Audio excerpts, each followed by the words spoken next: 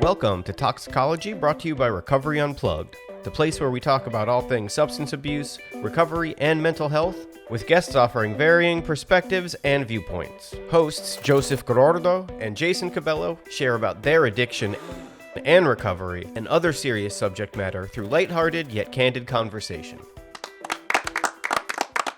Welcome to Toxicology, the greatest podcast about addiction, recovery, and mental health in the known universe. Just me here today, folks. Joseph is doing some important things. He's out there changing lives, saving people, doing his thing. So I have the opportunity today to reach out to an old friend of mine who I used to run in the circles with in Miami in the club scene. We would DJ together. I would have him DJ at some of my parties. So we definitely have probably gonna have a lot of stories.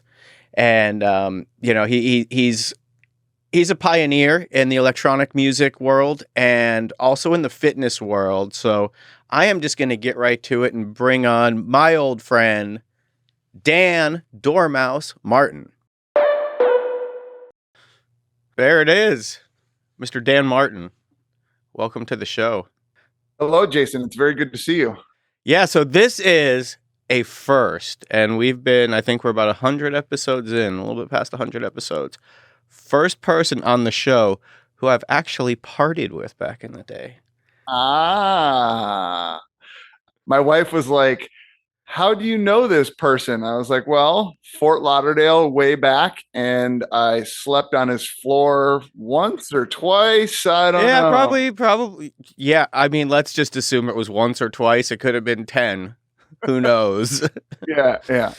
But yeah, actually, I think, the Miami club scene is where we were introduced by Joel Meinholz, who is still killing it skateboarding. Do you keep up with Joel at all? Joel is my wife's uncle. Yeah, I remember the family ties there, but he is still killing it skateboarding. So shout out to Joel. Yep. Shout out to Joel. I see Joel quite often. We saw him at Thanksgiving and at Christmas. His wife is running a restaurant in Chicago, so yeah, we see him from time to time. Oh, cool. So you were no longer in Florida. You were roaming about the United States, and I'm still in Florida from time to time. I still have a gym there. I still have a gym in Miami that's functioning successfully. So I go back and check in and make sure everything's running accordingly. Okay. So tell us a little bit about yourself, Dan. Who are you? Where are you from? What do you do? Well, my name is Dan Martin. I'm originally from the Milwaukee, Wisconsin area. I cut my teeth as a hardcore techno / breakcore DJ and was one of the early ones, I guess, to do that. I put out my first record in 1996, caught a stroke of good luck, and that got signed to a compilation with a bunch of big names on it. And started touring early, started flying around when I was 18, 19 years old.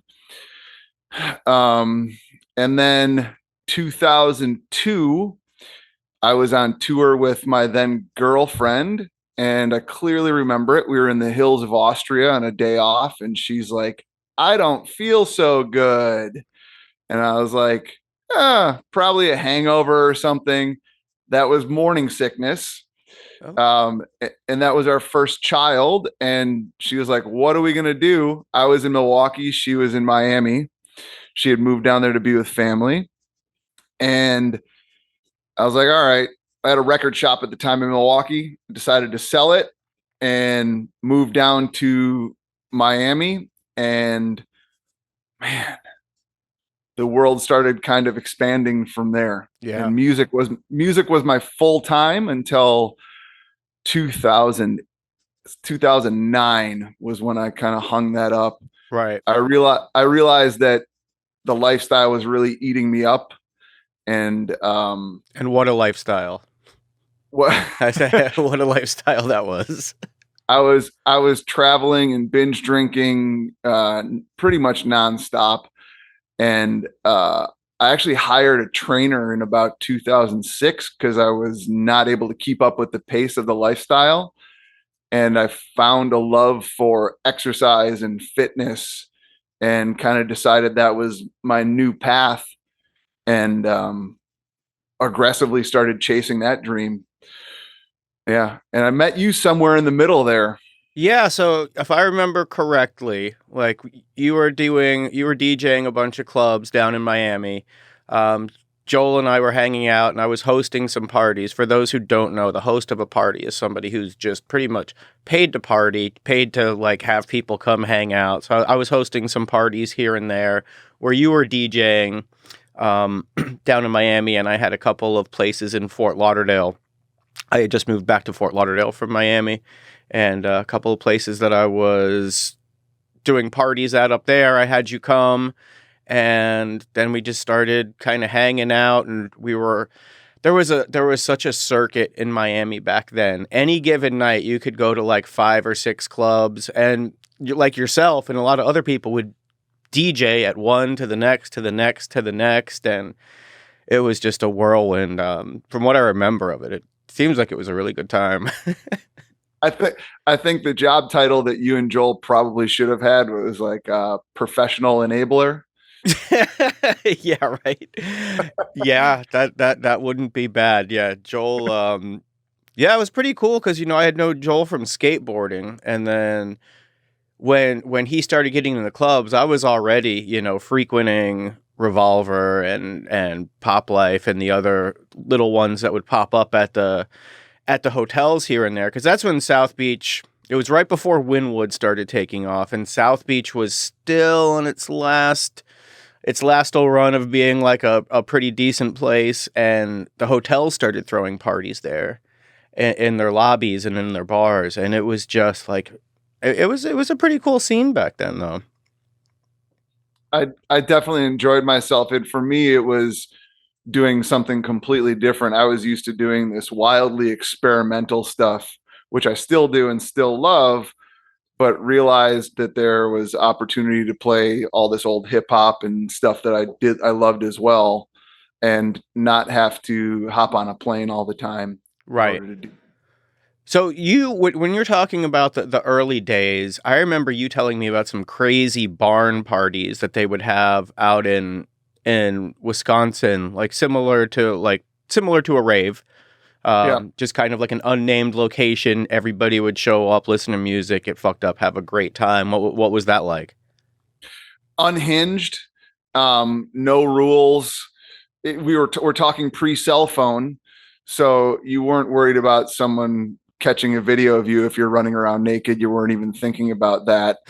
And it was yeah, wild, out of control, experimentalism and outsiderism was encouraged and maybe even pushed. And we would have touring acts that were kind of outside of the norm come through, bands, DJs, etc., and have massive bonfires, set boats, couches, cars on fire, and What could go wrong? just let it rip for a couple of days. Yeah, Yeah, and was this one of those like hard to find places? Like it would be undisclosed, and then you would leak it out like right beforehand. I don't know if you ever watched Beverly Hills 90210, but there was one episode where they went to a rave, and they had the code was to go into a convenience store and be like, "I'd like to exchange an egg," and then they were supposed to get the secret location to the yeah, rave. Was it like, did you have to exchange an egg to? it was invite only, um, and it was that way for a reason. At that point, I had a record store, so we had a lot of people coming through on a weekly basis, and we might have like a hand drawn flyer put on the wall. But it was definitely a small audience that we were looking to appeal to. We weren't looking to draw thousands of people. A couple hundred people that truly enjoyed it and understood what was going on, and understood that you might see some things that were out of the norm behavior wise. and Yeah. you had to be okay with that. What were some of the crazier things that went on there, if you don't mind talking about that? There was a guy named Ass Rocket who would chronically shoot bottle rockets out of his ass. There was there was always cooking going on. Food was a big part of it, but it was usually like a shopping cart that would be put over a fire with wings in the shopping cart. There was a guy who was well known for triple frying whole pizzas. He would have a big pot of oil and he would be cooking that. Just people swinging from the rafters. I remember there was one band that came and played, and they were a local band, really good two-piece band, and they were playing their set, and a lot of times there would be, these like break rooms that they have now where people can go and like smash things and like Yeah. get their anger Yeah. out. That was basically the whole time, like just kind of head on a swivel style. Right. And someone picked up a rather large television and threw it at the band. And that was part of it. You just kind of had to be aware of what was going on. And they were two kind of younger people that weren't necessarily in the scene, and they just stopped dead. And I ran up and I was like, "Hey, you guys okay?" And they're like, "Fuck this. We're out of here. This is too out of control. We have to leave now." And they were like one of the early opening acts. I was like, "Yeah, you guys probably want to This is probably want to hit the road." it's mild at this point. You guys might want to leave. Yeah. I remember we painted the walls pink one time, but we did it about an hour before the party started. So if you were leaning on the walls, you would become pink with the rest of the party. Yeah, it sounds like it's just, part of the experience. Part of the experience, yeah. Yeah, so I remember one time I had picked you up from like a Greyhound bus station, and you had you were DJing for me in I think we had like two stops. I think you had a stop in Miami somewhere DJing, and then you were going to DJ for me at Fort Lauderdale. And Yeah. it was one of those nights where it's just like, I remember you telling me like you had no idea how violent it was in Fort Lauderdale, like just fights going on all over the club. And I think that was one of the nights that you had slept on my floor. And it was just insane back then. The shit that you would see on any given night, you would see, you'd be partying with like celebrities in the beginning of the night, and at the end of the night, you would see just a full-on street brawl. And then if you slept, you got a little bit of sleep and then went and did it the next day. And that was just, that was the lifestyle. Yeah, I was working probably 5 or 6 nights a week in the clubs. And I think I just kind of had a perpetual feeling of being hungover, and that was a big part of what kind of made me go, I need to get out of this. And even when I started, when I opened my first fitness studio, I was still DJing in the clubs and then waking up an hour or two later to go open those doors and train people. But I knew that was the path out, and I knew that I wanted out. And I knew that I was hitting a point in my life where I couldn't keep going, that nothing good was going to happen, that I was, I kind of had this feeling like this isn't going to last long. Something's going to happen. Yeah, that's a pretty interesting story. You don't hear that very often, that somebody, they build their refuge and then slowly work their way into it. But that must have been an easy, and made getting out a lot easier for you, that you had this place to go to. And you partnered with Dominic at that point, right? I partnered with another guy who was a fitness trainer in a gym that I went and hired a trainer. I was training in this gym, and there was another guy who was working there, and I kind of eyeballed him and was like, I knew I was interested in going that way, but I need somebody that I can kind of learn from, who has more professional experience than I. So I partnered with him. He wasn't necessarily a business-minded guy. Dominic started out as a client of mine. We knew each other because he was booking me within the scene as well. And from his telling, he was kind of apprehensive about working with me because he just knew me as this music psycho. And all of a sudden I'm saying, I'm a trainer, come work out with me. And he did. And the first words out of his mouth were, "This is better than therapy," at the end of his session. And then, yeah, he basically just propositioned me and said, "Hey, I think I can help you guys grow. What you're doing is awesome. Can I buy in?" And that's one of the best decisions I ever made. I still talk to Dom. Great dude. Amazing person. Helped me quite a bit in the growth of the business. That first story, that first location, my former partner, the guy I was mentioning, the trainer, was a very good trainer, but not necessarily the most street smart, or didn't have the greatest amount of common sense. I don't know if you remember, but back then Dominic was promoting quite a bit, Right. handling a lot of cash, and driving around Miami on a moped. So he carried a handgun with him, and when he would come into the gym, the first time he came in with a gun, he's like, "Where should I put this?" I was like, just stick it inside the helmet. It'll be fine. Nobody else really comes through here. Okay, fine. We work through the session. We come out, and the other trainer who was working with me at the time, is holding the gun, and he's like, "Is this thing real?" Great.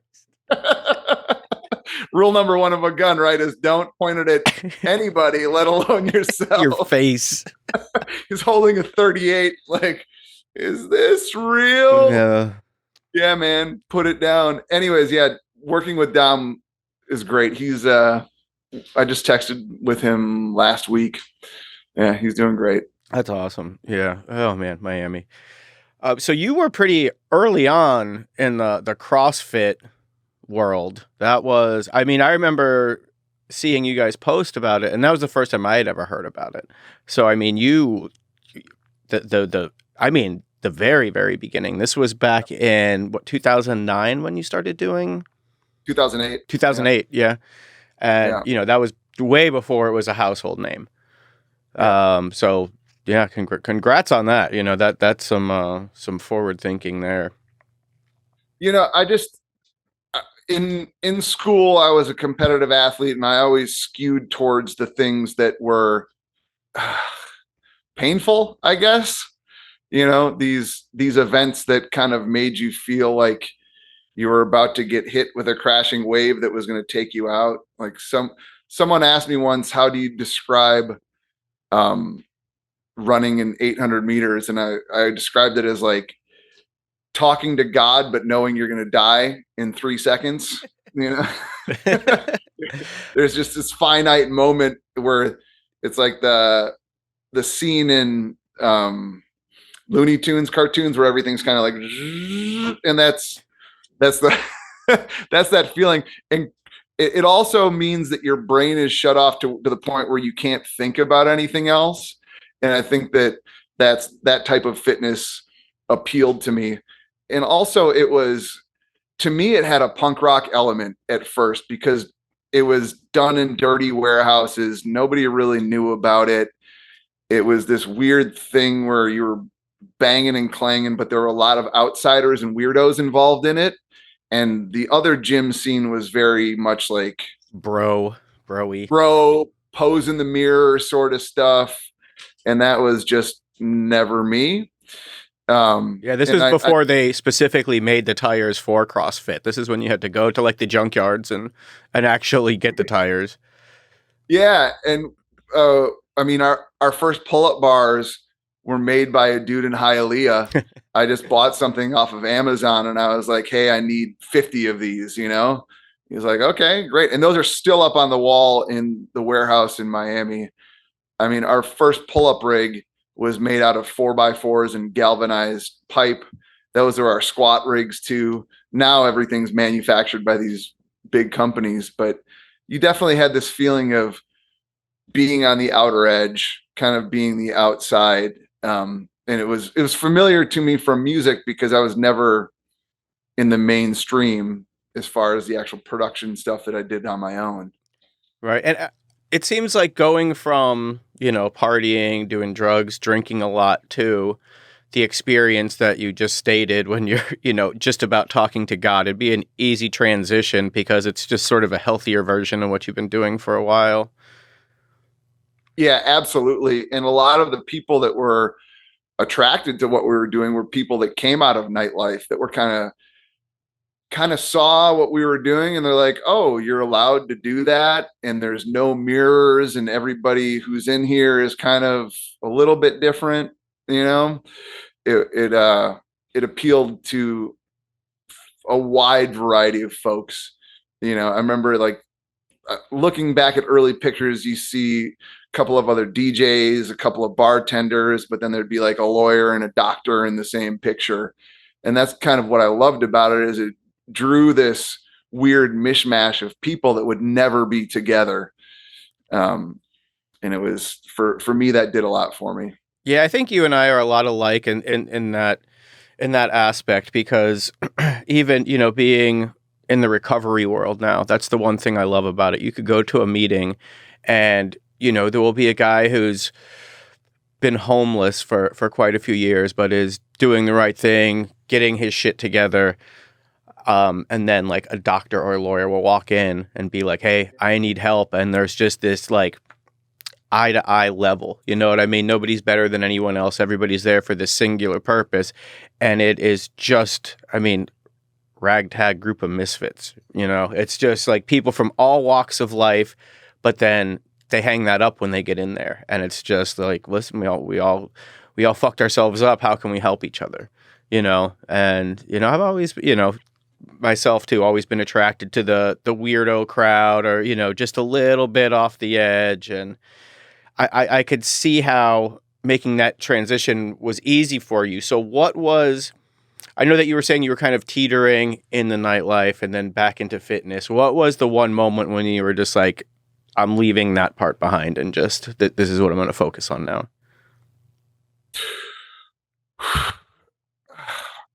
I remember realizing that the gym was now generating enough money for me to walk away from DJing. You remember Purdy Lounge, I'm sure. Yeah, chocolate sundaes, etc. Yeah, so I started working chocolate sundaes, and I remember talking to Otto von Schirach and him being like, watch out, they're going to pull you in and you're going to be DJing for old dudes with Russian models pretty soon, Yeah. And I was like, that's not happening to me, because at the time Otto and I were touring in Europe a lot together, and he was like, careful. And soon enough, I was, doing 4 or 5 nights a week of 4 to 6 hour shifts, and, unlimited bar tab, 2 fingers of Maker's Mark neat with an Amstel light. And anytime I went like this, Yep. It was another round was coming, Oh man. Another round was coming in, and I knew maybe a year from stopping that I didn't want to be going in anymore.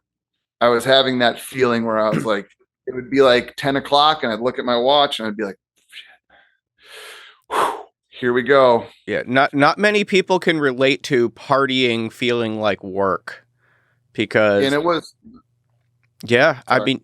if you remember Nocturnal Nightclub, the one next door to Space in downtown Miami. Yeah. So I was working. So, you and I were friends and worked together a bit. And, I think you saw me right at the end of me being still a functional human being before I was, shooting speedballs all day and couldn't find a way out of it. But the beginning to the end, I started working at Club Nocturnal, which is in downtown Miami, had a 24-hour liquor license. And when the sun came up, the party just moved to the rooftop. A lot of Russian gangsters, a lot of strippers, lots of gangsters from, all over the world. Miami's a very international city. And it was just nonstop. I could get whatever I wanted all day. There was a party there that started at 7 a.m. on a Monday. So if you could just imagine what kind of, the things you'll see at a party that starts at 7 a.m. on a Monday in downtown Miami. Ooh, Jesus Christ. I'm having some flashbacks just thinking about it. But that definitely started the darkness for me really bad because it was sustainable because I could go to work. I wasn't I wasn't bringing home any money, but the security guys were all dope boys from Overtown because it was just right down the street. And of course, me being the resourceful fella I am, I found out ways. I'm like, hey, if I tell the owner that I'm going to be in here cleaning lights and equipment during the day, I'll leave the back door open. Y'all could do whatever you want to do inside my office here. Just leave me a little something. And they would leave me like aspirin bottles full of Coke and then just bags of whatever. And, while I'm in it, I'm like, this is great. This is never going to end. This is completely sustainable and normal. And then I'd be driving home at like 4 p.m. with, a handgun, a bottle of champagne, and a bunch of cash, and just like, I'm killing it. This is Yeah, life. This is amazing. Life is great. Yeah, when you're walking out of those venues with that, what I always called stripper cash, right? Because you're getting paid cash at the end of the night. right. And yeah, I remember almost every night at about 2 o'clock, I would put on the long version of Rapper's Delight and go walk I outside remember that.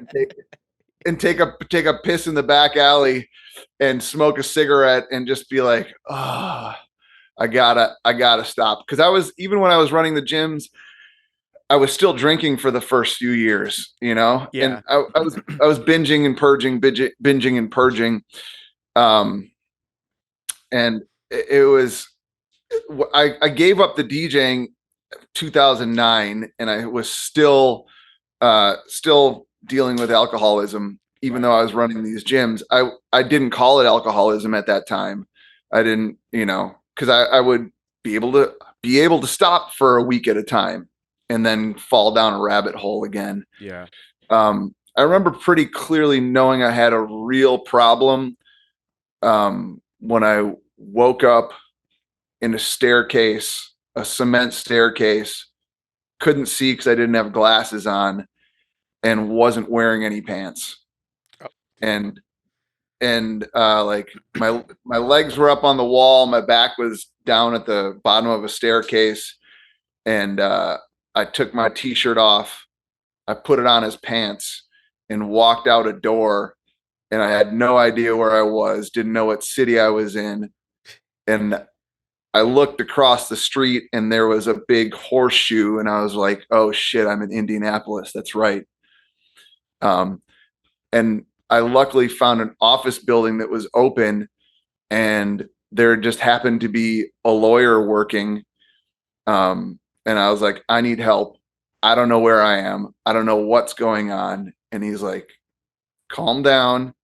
Do you want me to call anybody? I was like, I don't know what happened. Should we call the cops? He's like, no. No. Where did you stay? And I was like, I was at the Marriott downtown. He was like, you're right next door to the Marriott. He gave me another t-shirt, walked into the hotel lobby. The front desk lady just looked at me and knew, like, something went it's wrong. a Doormouse performance. I was like, I'm in room 707. I lost my key, had a really long night. I need to catch a flight. And she thankfully was like, here you go. Get away from me. And when I went upstairs, there's my glasses. There's the cash I made last night laying on the bed. I had stumbled out of my hotel room into the parking garage. But yeah, and I just started bawling my eyes out because I was like, man, I probably could have died, could have fallen off anything. I don't know. Yeah. But that's when I knew I had a real issue. And I went back to Miami. I told my wife what had happened. She's pretty upset, but was very understanding.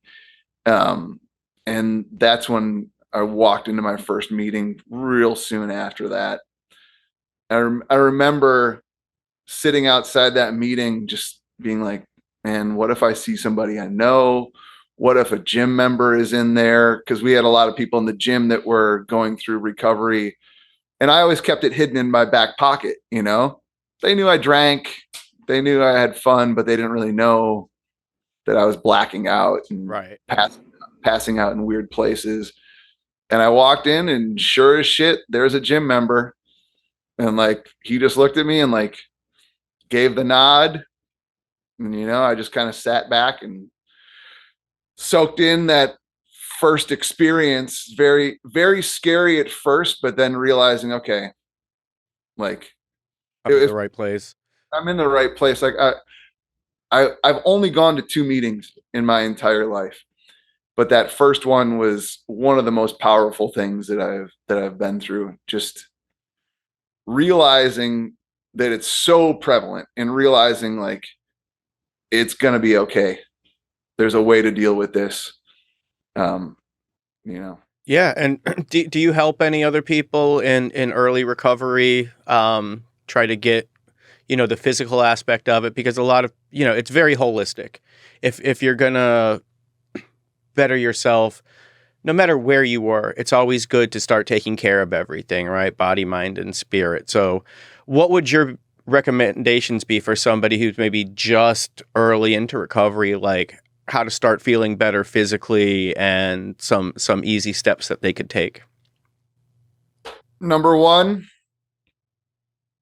make water a huge part of your life. It's the simplest thing you can do.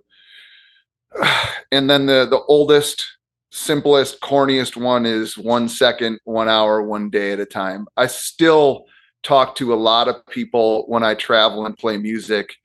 They're like, how do you do it? How do you come to these places that are, these hedonistic playgrounds? And how do you, not partake? And for me at this point, it's just not attractive anymore. I know what the downsides are. I know that I just don't want it. But I talk to a lot of guys that are about my age that are still, they never stopped. I've kind of made a comeback in the past couple of years, Right. music wise, but they've kept going. So I don't claim to be a professional on any level as far as helping people with recovery, but I just share what I went through. And for me, I remember talking to Dominic saying, I think I want to rack up 10 days, and him saying, why not try for 100, and that's kind of stuck with me, and it kind of helped me get through certain markers, that 1 month period being like, holy shit, I made it a month, and then hitting that 100-day mark and being like, oh my gosh, this feels really good. I'm here. And for me, also just being open about it, talking about it. But I remember talking to Dominic regularly and my other buddy, Danny Lopez, who runs CrossFit Soul, and them never being judgmental, never being pushy. Even when I was going through it and they were watching it, they would always say, if you want to go, we'll go with you. If you need help, let us know. But they weren't like, you need this now, you have to do this. They let me come to that realization slowly but surely on my own. Yeah, one of my first attempts at getting clean, I was living down in Coral Gables at the time, and I walked into a meeting there, and Dominic was there. And, I had known him from years before from the nightclub, and I'm kind of like feeling the shame, like, oh shit, like somebody I know is here. And I'm like, hey man, yeah, I don't know if you know this, but I've had a problem. And he's like, I fucking know. I've seen you. I'm like, okay, I guess I'm not fooling anyone. Like, no shit. Yeah. When you find out that like almost everybody knows, at least those who have been through it, they know. Yeah, not, absolutely. you might be able to fool your more straight-laced friends and family, but like the ones that know, you're not fooling them. I don't think I had any. I was not one of those people who could use or do anything and hide it, because I was just like always twitchy and just nodding out all the time, and I was chewing on your own tongue. Everything's great. Yeah, just a nice thin crust of white boogers around my nose too. And in Miami, it's just like, okay, no biggie. A lot of stuff is normalized in Miami that isn't normalized in any other place. It's like the independent nation state of Miami-Dade County has a completely different set of rules for many, many, many things. Yeah. Oh, jeez. Yeah, we'll have to reminisce more about that kind of stuff. But it's definitely good to see you on here, man. And I know you're busy, so we will start wrapping it up here with a little segment we like to call Rapid Fire Question Time. It's rapid fire question time.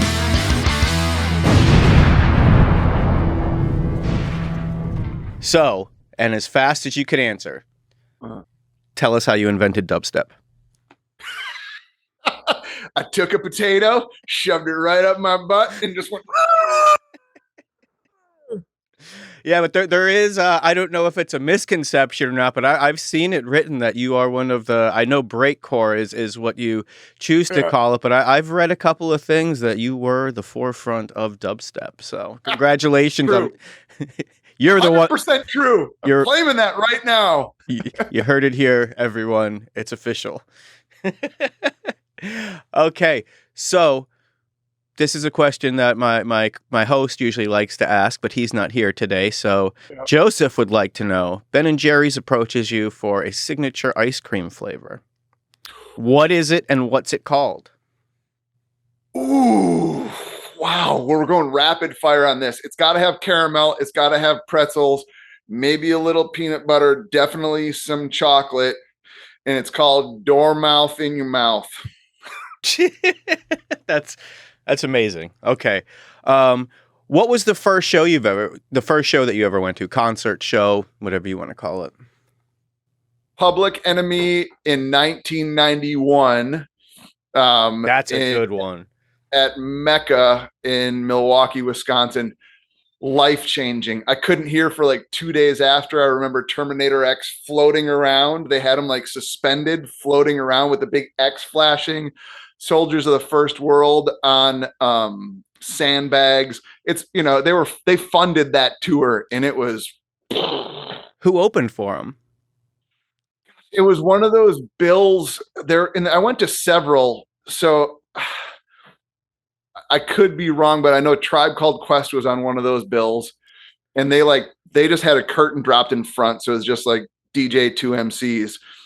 Ghetto Boys also, I believe, were on that tour. And I want to say it might have been Ice-T who was the act right before them. Wow. And I remember it might have been, I get them confused because there were a few concerts in that same venue around the same time, but Ice-T came out. It was right around the time when that movie, not Silence of the Lambs, the serial killer with it was Silence of the Lambs. They brought him out on a dolly, and he had like the hockey mask on, like Anthony, what's the actor's name? Anthony Hopkins. Anthony Hopkins' character, like they brought him out like that, and then he like broke out and started rapping. Yeah, wow, that's pretty impressive. Okay, yeah. Time travel vacation. What era are you going to? Where and when are you going? Anywhere. Time travel. I'm probably going to like the deep south in the mid 1970s to go to like some old NWA wrestling shows.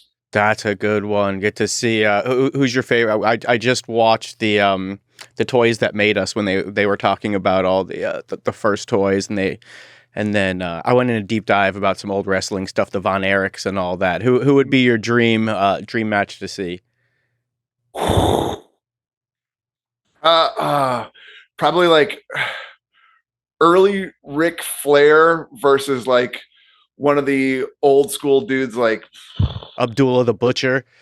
Yeah, not Abdullah. That guy is interesting, but I don't love the whole story that came after the interesting part where he's like has hepatitis and he's still wrestling with people and still knifing people. And definitely like early Ric Flair matches of that era. Yeah. That sounds pretty cool. I think I'd like to see Kevin Sullivan just because he used to scare me. Because Okay. my biggest Flair, fear as a child was to be possessed by the devil, and he was, he was clearly a Satanist. So that was always that stuck with me. such a good fucking gimmick.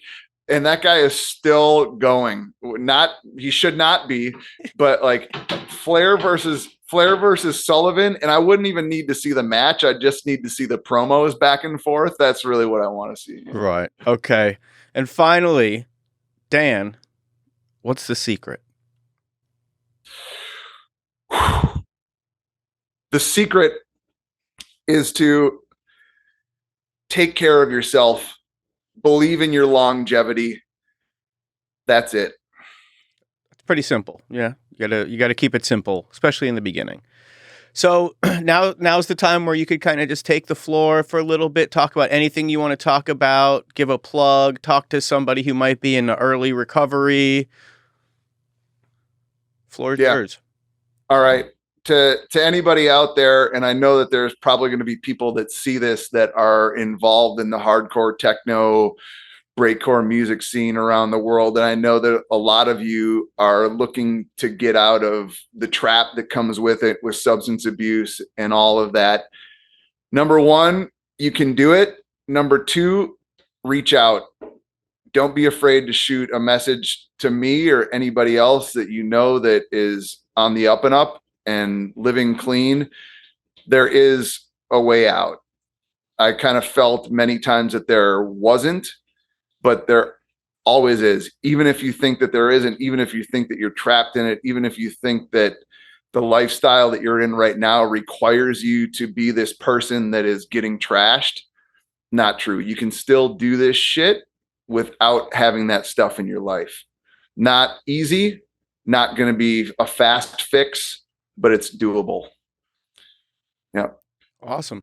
So give a plug. I know you do some training online. You have your gyms in Miami. Tell us where we could find this stuff. Yeah, so I've got two gyms. One is in Miami. It's called Fit 305. One is in my hometown of Waukesha, Wisconsin. It's called Fit 262. I do online training. It's app based. It's called the Dan Plan. You can find me everywhere. And then the real passion of mine is making this wild ass music that people call breakcore. And I just put this record out last week. It got released on a record label called Prospect Recordings. They're out of Rotterdam in Holland. And they've been amazing. They're really the reason that I made a comeback. They kind of dug me out of a hole and said, hey, we want to work with you. We want to book you. We want to get you out into different places. We want to put your music out because you're not done.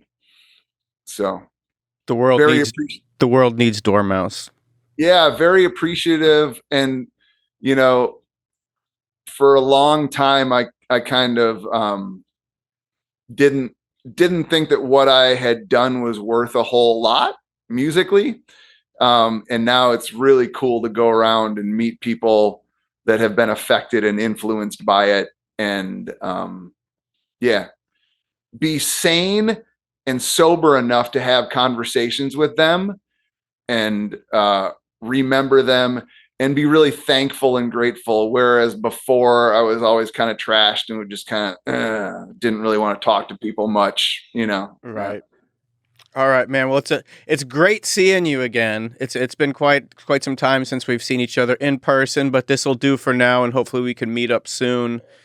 Dan Doormouse. We'll put all of your ats in there so people can find you, and definitely come again. And if you come through Austin, man, it'd be great to have you here in person.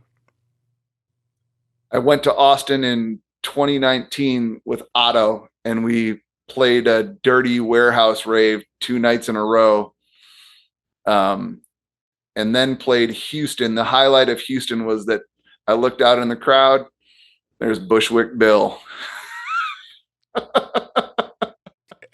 it all comes back to Ghetto Boys. Queued up the Ghetto Boys remix and ran that shit for him right there. Awesome. Yeah. All right, man. Well, great to see you. I will talk to you soon. And like we like to say here, there's 1,000 ways in and 1,000 ways out, and we hope you find your way.